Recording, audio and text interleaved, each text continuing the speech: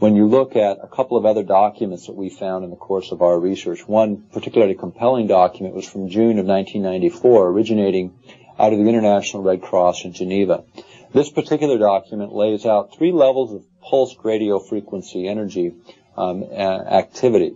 It lays out the energy density and the frequencies of this energy. And what it suggests is that at a low level of energy, you could create biological effects on human beings, such as those that we've discussed already, and some others we'll discuss in a few moments.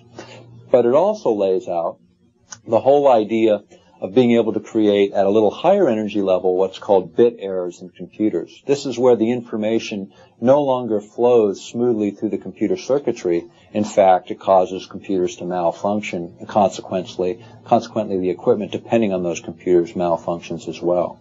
At a little higher energy level, that same document describes the ability to burn or melt electronic circuits. Now, what's particularly interesting is this is the first time that we've seen actual frequency ranges and energy densities described in a particular government dealing with non-lethal weapons. What everyone has seen in the press has been discussions of non-lethal weapons in terms of sticky glues and nets and things that are pretty innocuous in terms of their effect on people. And at the end of each of those reports comes a small segment that deals with the idea of using radio frequency or pulsed radio frequency, and quickly they're quiet about it. Well, this technology has advanced significantly enough for the International Red Cross to start looking at the implications of that technology in international affairs, and so that's why they put together their report on the technology. Now, we had a radio engineer review that particular application against the contract documents on Haarp. And what we find is that within the capability of the Haarp instrument are all of these applications, creating biological effects, bit errors in computers, as well as melting circuitry at certain energy levels when it's high enough. So at this stage of the game, although it's not a declared use by the military of this particular project, it's one that is certainly within its capability. Now the question becomes, would the military engage in a science that might be damaging to the American population? And let's talk about where that sits in terms of Alaska's history. In the early 1960s, Edward Teller, who was the father of the atom bomb, the hydrogen bomb, came to Alaska, and he was promoting in the 60s the idea of detonating 6 thermonuclear devices at Point Hope, Alaska, to excavate a bay. Now, today, we'd laugh about such a scheme, because everybody knows a radioactive fallout would make the bay useless.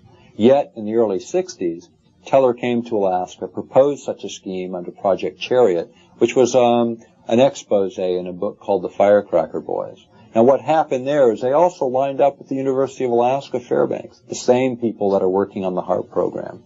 They sold that university on the wonderful applications of this technology, and they sold our state legislature and a number of community groups on the same thing, that the economic development aspects far outweighed any potential risks, and that, in fact, there were no risks.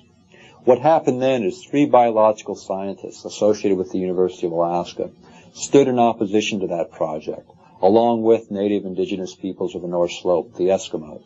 And as a result, they stopped that project from moving forward. Yet, today, we look back on the record as they expose the science, and it's clear the military knew the risks then.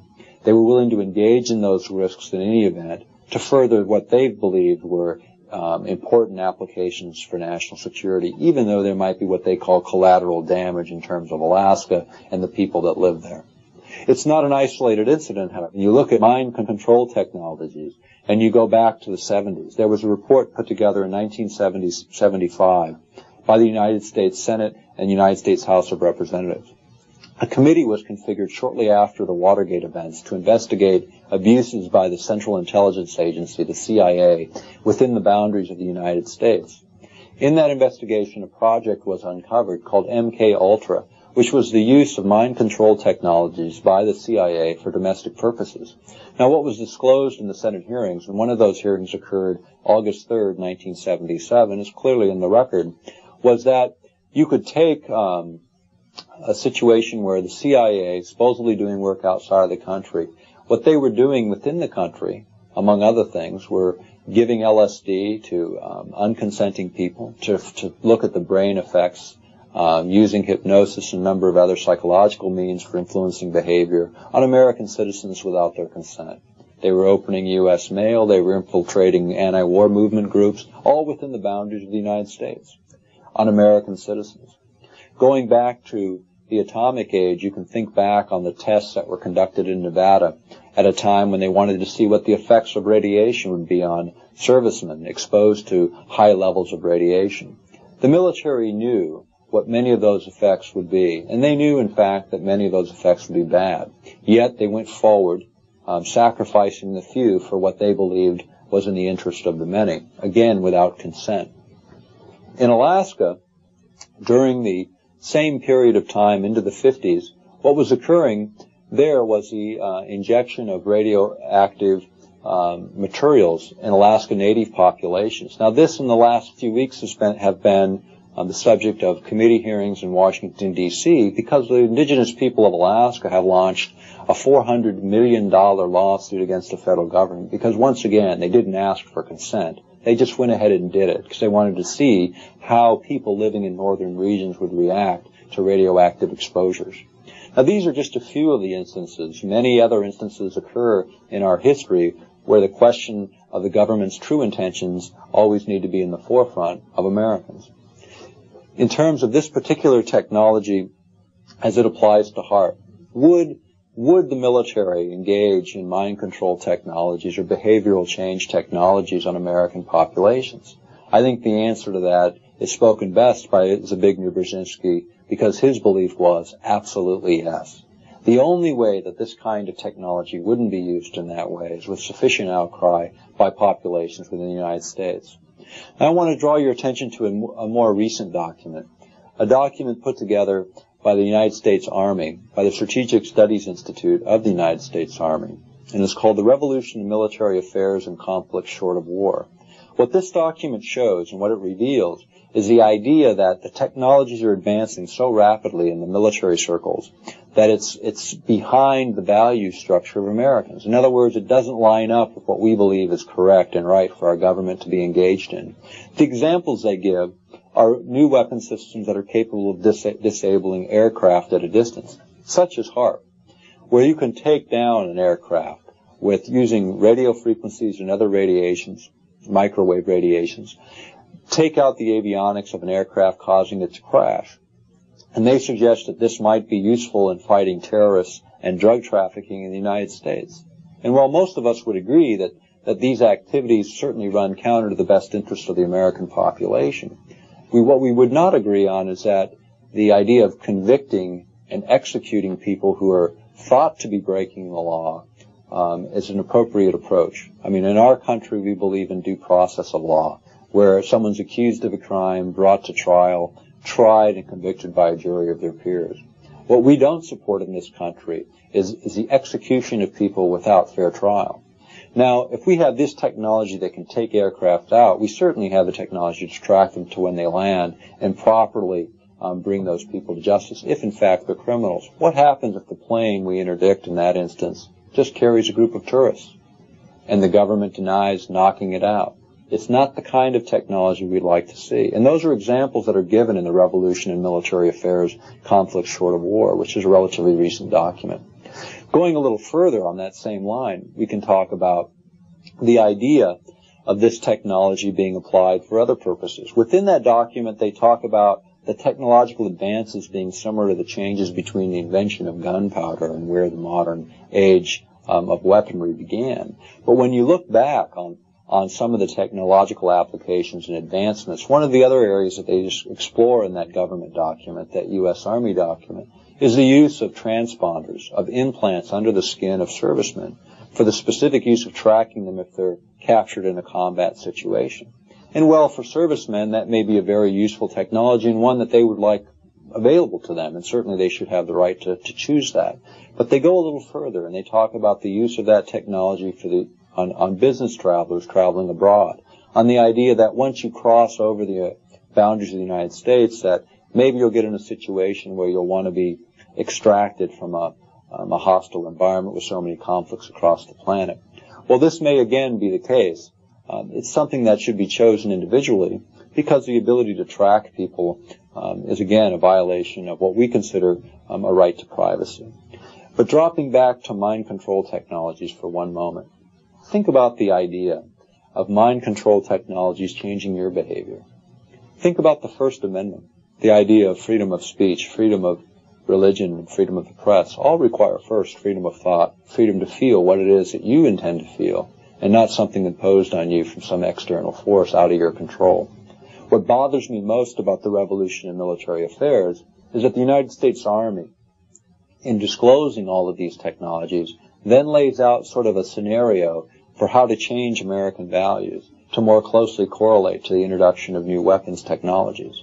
This is not the role of the United States Army or any other branch of government. Their role is to reflect American values, not to create them, to implement new technology advancements. The problem with this whole area, the Haarp technology specifically, it's a very large delivery system. We've talked about numerous applications of that new weapon system. Some, all of us can agree, would be highly useful. Others, much more sinister, and the kinds of things that we really ought to question. The problem is, it's not being adequately debated. The reason this video was made was to bring this issue to a lot more people so people could begin debating these very, very important issues.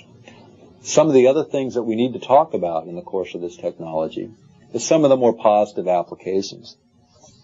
And if we talk about some of those positive applications as we roll on, there's a couple of things that we've missed in disclosing some of the other things that can happen in terms of this technology. When you think about the focusing capability, which we've talked about, and that amount of delivered energy reaching the ionosphere, and then you think about the amplification from the ionosphere, from these nonlinear events which we've described. But then you think about it in one more sort of scenario. The magnetic lines of force around the planet follow very defined lines, and they come closest to the planet, closest to both the north and south poles. Interjecting energy into these naturally occurring lines may also create a nonlinear effect, a very large effect. It can be thought of as hitting the acupuncture points of the planet.